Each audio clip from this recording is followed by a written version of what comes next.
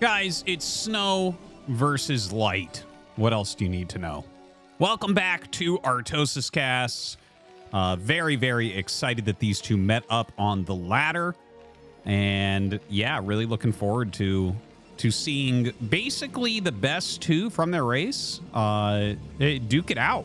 You know, Snow, unbelievably strong in PvT. This guy has forced the entire metagame to change around the way that he's played and has really... it's in such an interesting spot right now, the entire metagame, okay? Okay, so let me just give a brief history. That's a good way to use this early game, right? So basically, you know, we had... It's funny because people are like, many years ago, Flash made guides about taking, you know, making a third command center at like 7 minutes to 8 minutes in that range. That's literally death now, like 100% of the time, or almost very close to that. So basically what happened was Upgrade Terran became the strongest thing for a long time, right? Upgrade Terran being when you're going for a very fast armory into a very fast science facility to get 2-1 very quickly, and you kind of time that out with like maxing out or so, and you have these great upgrades, and you're in a great spot, okay? Snow came in and absolutely destroyed that. 100% destroyed that. So already there were some builds that were like kind of good against it, which included... Oh my god, is he going command center first? This is insane. But anyways, there were already builds that were kind of going against it. Like, you know, some of these big gateway timings where you're like trying to kill that third off very quickly, keeping them low on tanks and things like that. But basically, Snow with his Reaver micro, he would grind you down just enough that you would never be able to get your third with Upgrade Terran. So... right, if you're very good with the Reavers, it's like, okay, well, you have to have a lot of anti-air, and then you just kind of macro behind it as PROTOSS, and the Terran can't move out in time, and then the PROTOSS runs away with the game. So it turned into a lot of 5 factory play from Terran. We actually saw some other things as well, like Cloaked Wraiths as an opportunity to... you know, pick off quick shuttles with Reavers before observers are there, things like that, right? Maybe even scan to kill observers, things like that.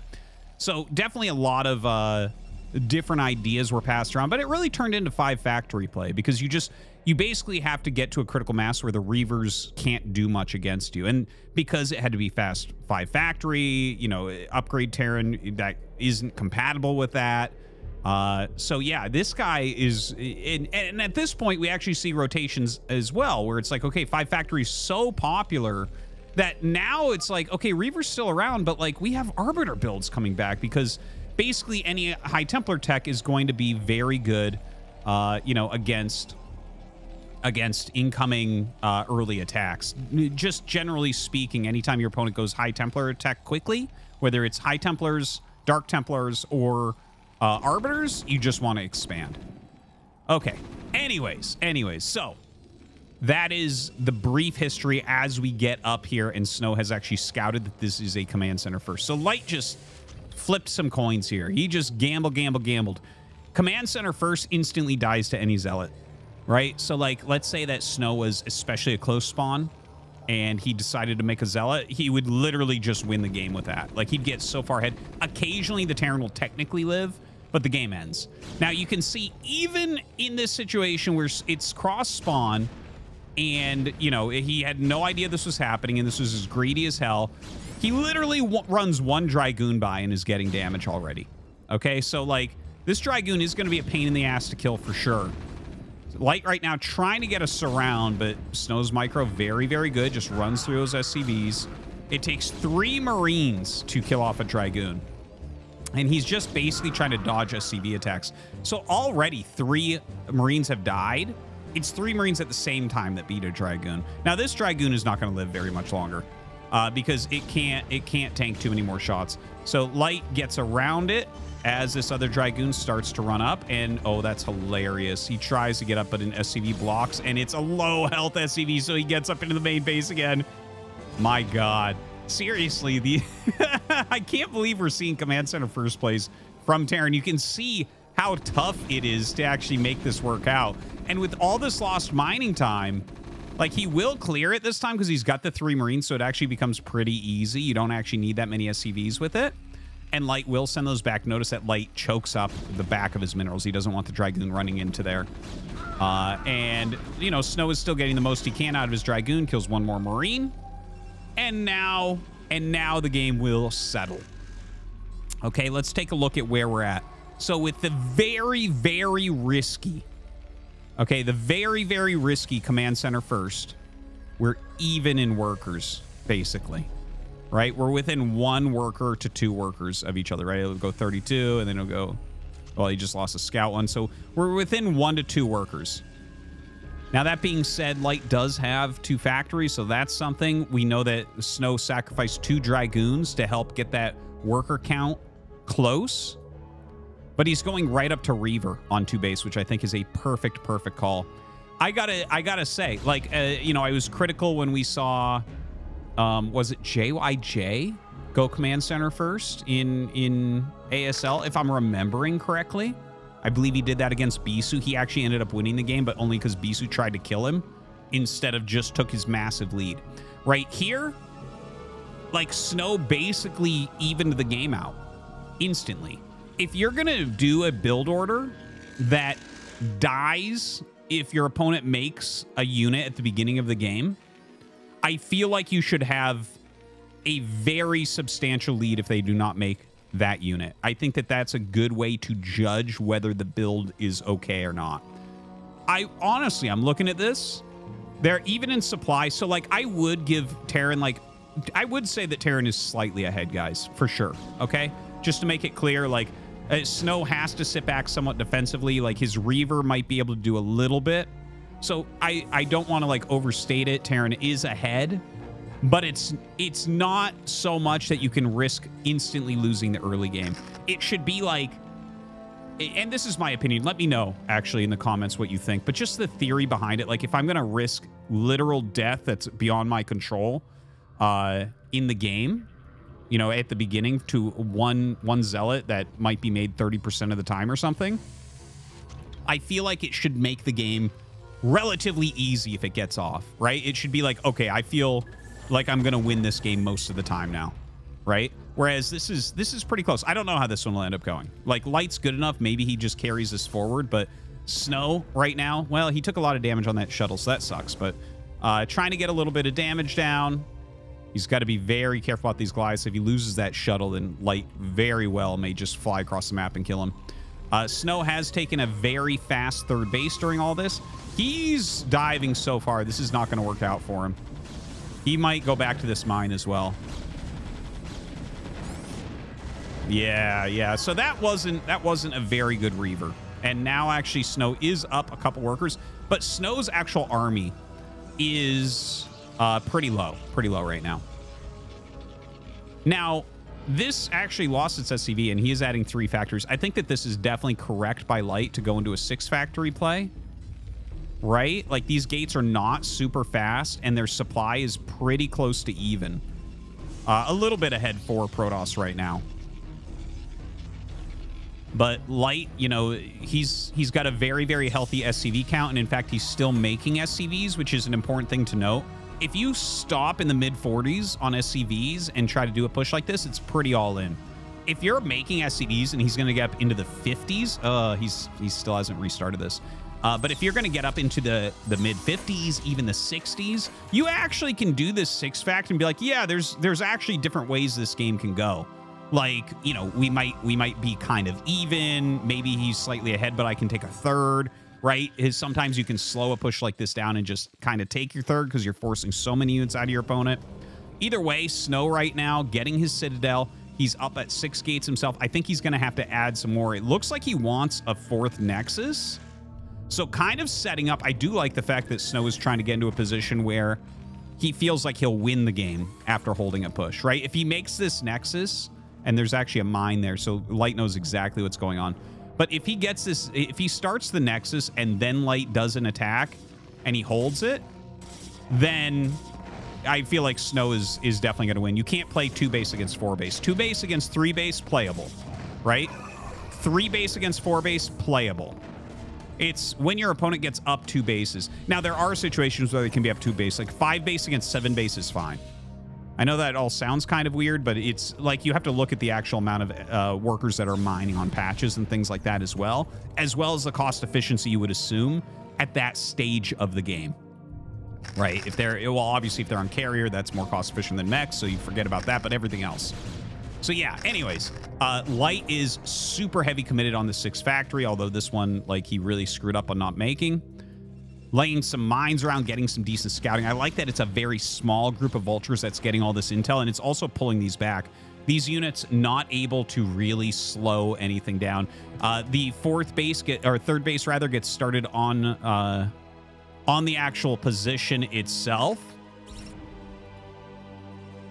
So he is getting ready with another base. This is a small army to be walking around the map with right now. Like, he does not have many vultures here. Gonna pick off that shuttle really quickly, but yeah, Snow's just gonna walk up and kill everything. I'm surprised because he didn't really get many rounds out of the 6 factories before he decided to move out. The thing is, he has kind of the setup for the units, but you need to make sure you actually have a decent vulture amount. The vultures, like, it's not just about their damage, but they actually literally tank for the tanks. So when you're seeing someone push out, it's like, okay, he has the right tank count. Okay, he has the right Goliath count. But what's this, 4 or 5 vultures? Well, that doesn't stop anything. You know what stops things? 12 vultures, 16 vultures, 18 vultures. Like, when you have between 1 and 2 groups of vultures, it, like, triples the lifespan of your siege tanks. And he just did not have anything there. So now we're looking at this, and it's like, Light's not dead, but this is not a position that I think is any good for him anymore. So he's remade his Goliaths. He's making some vultures now. His siege tank count is extremely low, so there's not going to be another push coming. He's on 50 SCVs. Okay. He is going up towards getting those 2-1 upgrades with that science facility on the way, but Snow's got his 4th Nexus.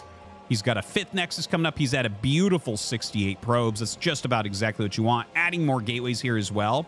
So if Light's going to win this game, either Snow needs to kind of have a terrible engagement, or it has to go pretty long. That's kind of my read here. Now, looking at Snow, he's just started his Zealot production. Let's look. His Dragoon count, he's got 5 there. He's got 4 down here, 1 in there, and a decent group. Okay, so he's got enough Dragoons. This is going to be mostly Speed Zealots being made at this point. And actually, this is a little bit wasteful. Okay, he's going to lose just a few units. Runs the goons back. That's the most important part. Running this group down, too. He's grouping his whole army together now. Lots of Zealots being made, but in the meantime, sorry, I almost missed that. Loses only 3 SCVs so far, but has a little bit of harassment going on here with that Reaver counter backstab type move, right? The one thing we have to note is that Snow's army that he's gone with, like, he's spent his speed shuttles on a counterattack. So he's basically Gateway Man right now. And Gateway Man has a hard time engaging positions like this. Like, you get really cost inefficient. So we'll see how well he's able to do. Some Speed Zealots coming from this angle, some coming from this angle as well. Ooh, I love the Zealots being pulled back so the Dragoons can clear those mines. And here come the Zealots from the top. He's got them on a nice move command, getting around these. And it does look like he'll end up holding this. He is going to end up killing this off, does not lose the Nexus. So that is 2 full attacks from Light that get wiped out. So definitely a little bit of an issue. Does a scan there to get rid of the Observer? Okay, well, I mean, it's worth the scan to get rid of the Observer, I'd say. Lays a few mines down. There are photon cannons in these mineral lines, so he can harass, but it's not going to do too much. And Light probably has to think about another base. I don't think you can keep attacking like that. Psystorm is on the way. More shuttles are coming out. Dark Templar being added in. I actually kind of like the Dark Templar being added in. That's smart. It feels like we've been hearing a lot of scans, right? So we don't know exactly. And you need to use your scans continually to kind of figure out what's going on.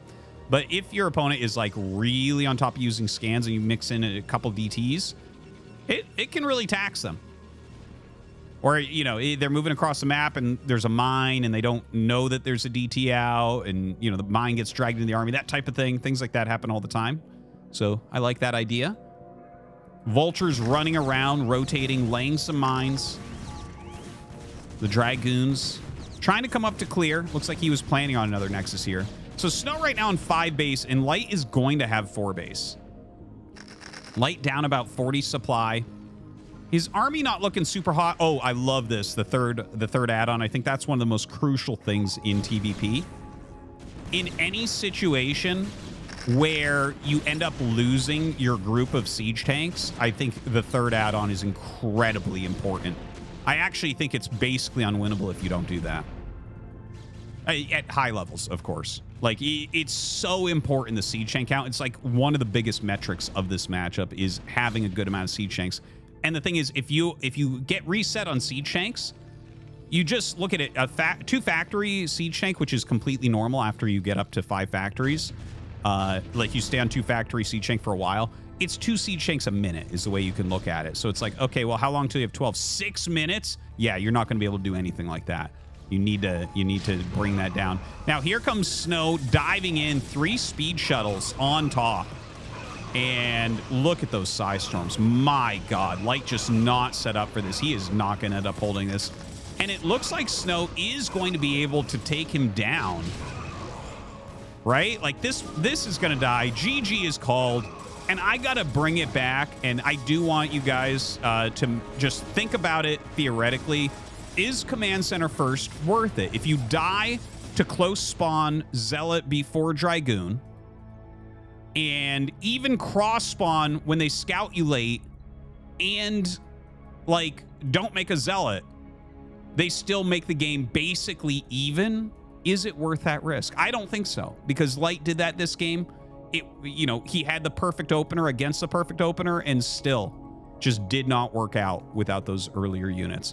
Okay, anyways, hope you guys enjoyed this game between 2 of the top players in the world, and thanks for watching.